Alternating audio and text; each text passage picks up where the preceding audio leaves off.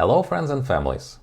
We opened this channel to have some fun and share interesting stories. But sometimes there are important things that are worth sharing that I want more people to know about, and this is one of them. Here's the thing. Many people don't know about radon, a radioactive gas that accumulates mostly in basements and can be dangerous to people. If you didn't know, radon is a naturally occurring radioactive gas that emanates from the ground and can either accumulate in buildings. Radon gas is found in every building in Canada at some level. It has no color, smell or taste. It is produced in the ground from uranium and diffuses in the atmosphere. In buildings it gets through the cracks in the foundations, but also in some cases through well water. Radon exposure is the leading cause of lung cancer after smoking and accounts for an estimated 16% of lung cancer death in Canada. When looking at the map of Canada, dark red shows areas in which at least 10% or more of the households have high radon levels. If you are south of the border from us, the situation is better in many places. I would recommend testing for radon gas if you are in one of those red areas on this map. I found a good discount and snatched a good radon tester. One problem though, the results take about 24 hours to show up. And so it started. The very next day I got the results and they were not promising. Health Canada recommends taking action for any levels above 200 becquerel per cubic meter. And ours were 255 or even more, as you can see. The US takes it on a safe side, and their levels are anything above 150.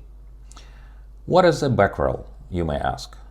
So becquerel is the unit of radioactivity of the International System of Units, and that measures the radioactivity emitted by the particles in the air. It was named after Henri Becquerel, who is alongside Pierre and Marie Curie, discovered radioactivity and got a Nobel Prize in 1903. A good example, well, it's very difficult to compare, but still very roughly. It's about one additional CT scan with the radiation levels that we have in our house per year, which doesn't sound that much, but you still don't want that additional radiation happening there. Especially when you live in that house for more than a year and plan to live there for a long time. But I diverged. So as you can see, levels of the radon radiation in our house is above the minimal safe levels, which means I will need to take action there.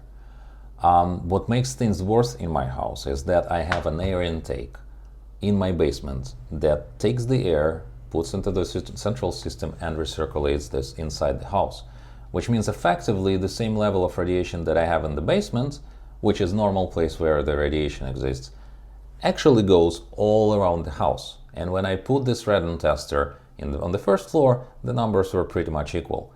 So while I could have lived in my house and just avoided the basement in the first time, right now I cannot do even that, and I have to take care of this as soon as possible.